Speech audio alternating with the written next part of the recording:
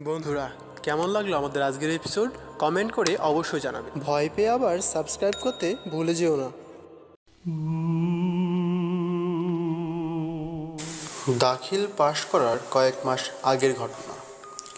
তখন আমি ক্লাস 10-এ পড়ি। 9-10 এই 2 বছর মাদ্রাসায় হোস্টেলে থেকে লেখাপড়া করেছি। অনেকেই জানে, মাদ্রাসা বা দিনী শিক্ষা প্রতিষ্ঠানের ক্যাম্পাসে গভীর রাতে কোনো অলৌকিক বা হন্টেড ঘটনা ঘটা অস্বাভাবিক নয়। রাতে ভয়ঙ্কর বা ভৌতিক কোনো কিছু টের পাওয়া যায় এ সমস্ত প্রতিষ্ঠানের বাউন্ডারিতে। হ্যাঁ, আসলেই তাই। ঠিক এমনই একটি ঘটনা আজ শেয়ার করতে যাচ্ছি। মাদ্রাসা ক্যাম্পাসের এক পাশে ছিল একটি শিক্ষা ভবন, একটি অফিস ভবন ও একটি হেফজখানা।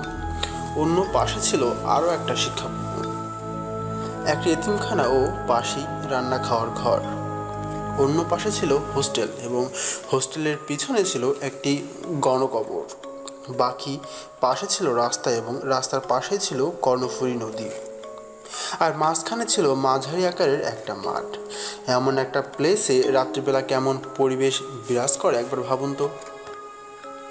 সেদিন রাতটা ছিল খুবই কালো আর অন্ধকারচ্ছন্ন।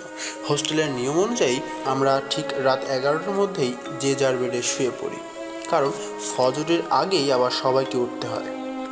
তো সেদিন হোস্টেলে একদম খালি ছিল, কারণ পরীক্ষা শেষ হতে সবাই ছুটি নিয়ে বাড়িতে চলে গেছে। হোস্টেলে আমি সবার বড় ছেলে বলে আমাকে ছুটি দেওয়া হয়নি। সেদিন আমি সহ আরও 2-3 জনের মতো এত বড় হোস্টেলে একা একা ছিলাম। যাই হোক, ছোটোবেলা থেকেই আমার খুব ঘুম পাতলা। ঘুমিয়ে পড়লেও আমার কানে পুরো দুনিয়ার খবর আসতো। নিত্যদিনের মতো সেদিনও নিজের বিছানায় শুয়েছি। রাত্রি যতই গভীর হতে থাকে ততই দেয়ালে ঝোলানো ঘড়িটার টিকটিক শব্দ যেন আরও বাড়তে থাকে। এ আর নতুন কিছু নয়, কিন্তু হঠাৎ ঘুমের ঘোরেই শুনতে পাচ্ছি ঘড়িটার টিকটিক শব্দটা চটচট শব্দে রূপান্তর হয়েছে। মনে কেমন খটকা লাগলো। নিত্যদিনের চেনা শব্দটার হঠাৎ এমন পরিবর্তন সুর শুনে ব্যাপারটাকে গুরুত্ব না দিয়ে আবারও ঘুমে মন দিলাম। কিছুক্ষণ পর চটচট শব্দটা একদমই স্পষ্ট শুনতে পাচ্ছি। আবারও গুরুত্ব না দিয়ে ঘুমে মন দিলাম।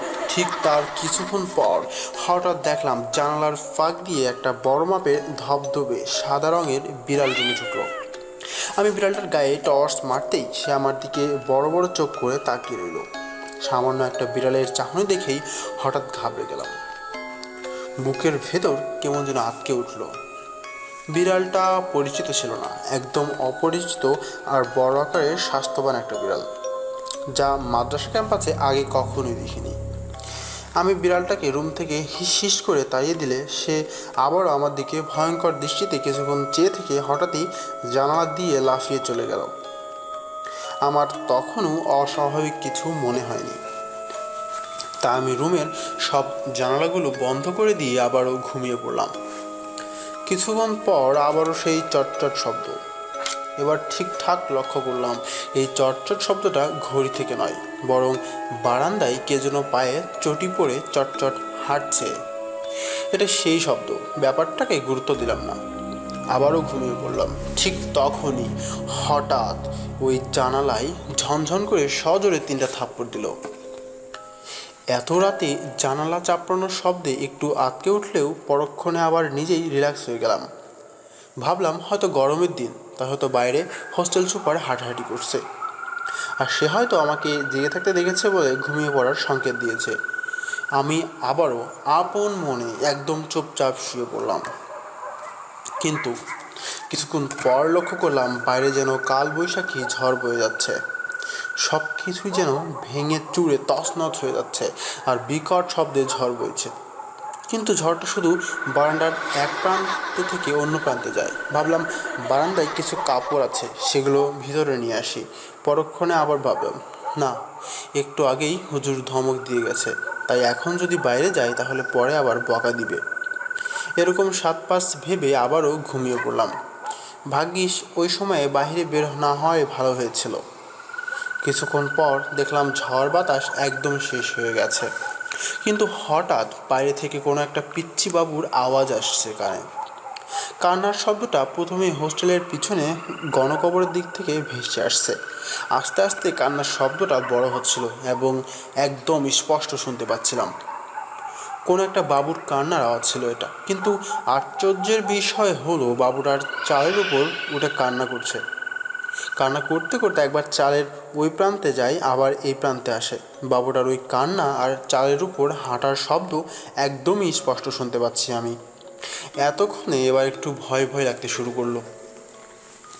আমি বিছানার উপর উঠে বসলাম, কিন্তু হোস্টেলে বাকি যে 2-3 জন ছিল ওরা সবাই নাক টেনে ঘুমাচ্ছে। বড় ছেলে একটাও নেই। ওরা সবাই আমার থেকে অনেক ছোট, তাই ওদের কাউকে আর ডাকিনি, কারণ ওরা এসবে আরও বেশি ভয় পেয়ে যাবে। তাই আমি আবার বিছানায় কাত হয়ে শুয়ে এক কান বালিশের সাথে আর একটা কান কম্বল দিয়ে চেপে ধরে খিস্তি মেরে শুয়ে রইলাম, যেন ওই কান্না শব্দটা শুনতে না পারি। হ্যাঁ, এভাবে কিছুক্ষণ থাকার পর হঠাৎ শুনলাম দরজা খোলার শব্দ। কে যেন দরজাটা খুলে ফেলেছে।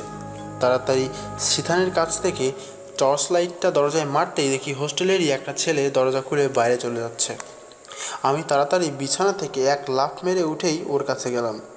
ও দরজা খুলে সবেমাত্র বারান্দায় নেমেছে, আর আমি ওকে পেছন থেকে একটা ডাক দিয়েই সাথে সাথে খপ করে ওর একটা হাত ধরে ফেলি। হঠাৎ বাজ পাখির মতো ওকে ছো মেরে ধরে ফেলাতে ছেলেটা আমার দিকে ঘুরে তাকালো, কিন্তু আমার চোখ জোড়া ওর দিকে না পড়ে বারান্দার একদম শেষ প্রান্তে চলে গেল। অতবার যা দেখলাম তাতে আমি মোটেও প্রস্তুত ছিলাম না। অঘটনটা তখনই ঘটল। ওই মুহূর্তে এমন একটা দৃশ্য দেখে আমি যেন ভয়ে দিন দক্ষিণা হারিয়ে ফেললাম। যে ছেলেটার হাত ধরছি ও মূলত টয়লেটে যাওয়ার জন্য বেরিয়েছিল। কালচা ঘুম থেকে উঠে এসেছে বলে চোখ টলতে টলতে আমার দিকে তাকিয়ে বলল, কি হয়েছে ভাই? আর আমি ততক্ষণে আমি জোরে একটা চিৎকার দিয়ে ওকে নিয়ে রুমের মধ্যে দরজা বন্ধ করে দিয়েছি। ছেলেটা বলল, আমি প্রস্রাব করতে বের হয়েছি ভাইয়া, আমাকে যেতে দিলেন না কেন? কি হয়েছে? আমি বললাম, তুই কি বারান্দার বাইরে কিছু দেখছিস? ও বলল, না ভাই, আমি তো আপনার দিকেই তাকিয়েছিলাম। আপনারা যদি কেউ কবরের আজাব মুভিটা দেখে থাকেন তাহলে নিশ্চয় বুঝতে পারবেন যে ওই মুভিটাই আজরাইলের চরিত্রে যাকে দেখা যায় তার চেয়েও ভয়ঙ্কর আর বীভৎস দেখতে একটা শ্যাডো দাঁড়িয়েছিল ওখানে। বেশ লম্বা আর কালো একটা শ্যাডোর মতো কেউ একজন দাঁড়িয়েছিল ওই বারান্দার একদম শেষ প্রান্তে। কিন্তু ভয় পেয়েছিলাম ওর চোখ জোড়া দেখে, একদম অগ্নিকুণ্ডের মতো দুইটা বড় বড় লাল চোখ। যদিও দূর থেকে এক পলক দেখেই ওটার দেহের আকৃতিটা ঠিকমতো বুঝতে পারিনি, কিন্তু এমন লম্বা একটা কালো দেহে ওরকম দুইটা রক্তলাল চোখ দূর থেকেই একদম স্পষ্ট দেখা যাচ্ছিল। আমি ছেলেটার সাথে আর কথা না বাড়িয়ে ঘড়ির দিকে তাকালাম। দেখি ঘড়িটা রাত 3টার কাটায় এসে দাঁড়ানো। আমার গা থরথর করে কাঁপছিল। ছেলেটাকে রুম থেকে একটা খালি বোতল দিয়ে বললাম, এটাতে প্রস্রাব করে সকালে বোতলটা ফেলে দিস। অতঃপর ছেলেটা আমার কাঁপুনি দেখে একটু ভয়ে ভয়ে জিজ্ঞেস করলো, আচ্ছা ভাইয়া, ঠিক আছে। তারপর আমরা দুজন একসাথে জড়াজড়ি দিয়ে বিছানায় ঘুমিয়ে পড়লাম। ঠিক তখন থেকেই বারান্দায় কেমন যেন গোঙানির আওয়াজ আসতে লাগলো, আর দরজা জানালা ধাক্কানোর শব্দ। ভয়ঙ্কর শব্দ করে জোরে জোরে গোঙাচ্ছে আর দরজা ধাক্কাচ্ছে। প্রচুর ভয় পেলাম তখন। আর ঠিক এই সময়ে মাদ্রাসা ক্যাম্পাসে যত ধরনের বাজে ঘটনা ছিল তা সবই এক এক করে মাথায় এসে ঘুরপাক খেতে লাগলো। কবে বড় ডাকব্যবস্থায় কি দেখেছিলাম, কবে মাদ্রাসায় এক হুজুরকে 3 লাফে তুলা গাছে তুলেছিল, কবে এলাকার এক বুড়িকে রাতের বেলা ঝোপের ধারে আগুনের কুণ্ডলি হতে দেখা গিয়েছিল, কবে জানি হেফজোখানের একটা ছেলেকে থাপ্পড় মেরে বেহুশ করে দিয়েছিল, কবে ওই ঘন কবরের সামনে গভীর রাতে 7 জন হুজুরকে খাটিয়ে নিয়ে জানা আমাদের স্টাইলে দাঁড়ানো দেখানো গিয়েছিল, কবে গভীর রাতে তাহাজ্জুদের নামাজ পড়তে গিয়ে মসজিদের ভিতরে হাফিজি জিন দেখা গিয়েছিল, ইত্যাদি আরও যত ধরনের বাজে ঘটনা ছিল তার সবই মনের মধ্যে উকি দিতে থাকলো। যদিও এটা দেখে প্রচুর ভয় পেয়ে গিয়েছিলাম, কিন্তু এর আগেও এমন বহু ঘটনার সাথে পরিচিত ছিলাম বলে নিজেকে একটু সামাল দিতে পেরেছি। ভাগ্যটা অনেক ভালো ছিল, নয়তো যেই ছেলেটা ওই টাইমে বাইরে নেমেছিল ও আর বেশি ফিরত না, কারণ পরদিন জানতে পারলাম সেই রাতটা নাকি অমাবস্যার রাত ছিল। চারিদিক একদম কালো আর ঘুটঘুটে অন্ধকার ছিল। আর সেদিন রাতে প্রায় আধা ঘন্টার মতো এরকম দরজা ধাক্কাধাক্কি করেছিল। আমরা দুজন প্রচণ্ড ভয়ে দোয়া কালাম যা যা জানতাম সবই পড়তে শুরু করেছি। তাছাড়া এমন পরিস্থিতিতে কারোরই হৃদায়িত জ্ঞান থাকে না, কিন্তু আমি এর আগেও এসব ব্যাপারে অনেক কিছুই জানতাম।